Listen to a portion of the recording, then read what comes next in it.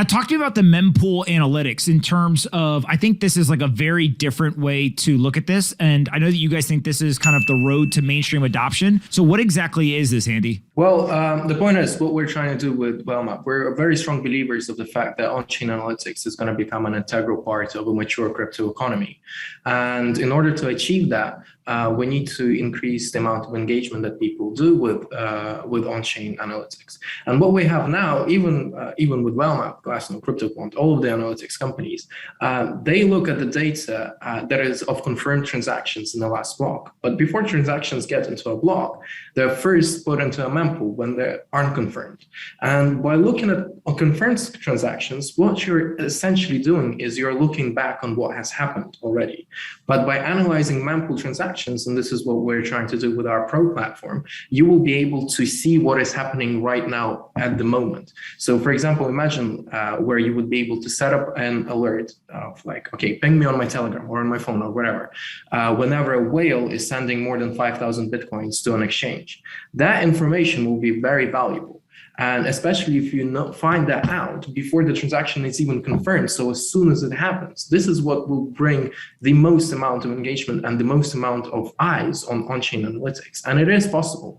And this is why we believe that mempool analytics, it is the road to the mainstream adoption of on-chain. And apart from that, there has to be enough educational content around it.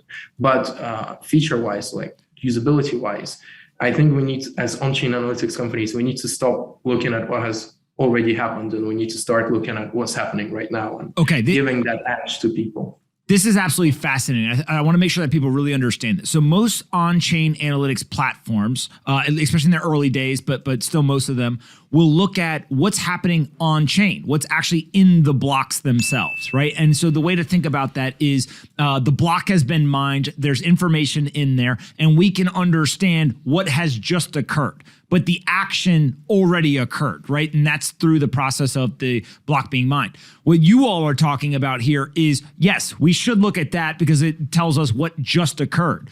But also, we should have mempool analytics that will tell us what is about to occur. So you almost get kind of an alert or an understanding of there is a probability that X is about to happen, and then confirmation of, yes, X did just happen once you actually look at the true information within the block. And so when you think about that, there's obviously technical hurdles to doing the mempool analytics. What is those technical hurdles, or how do you guys think about solving those problems?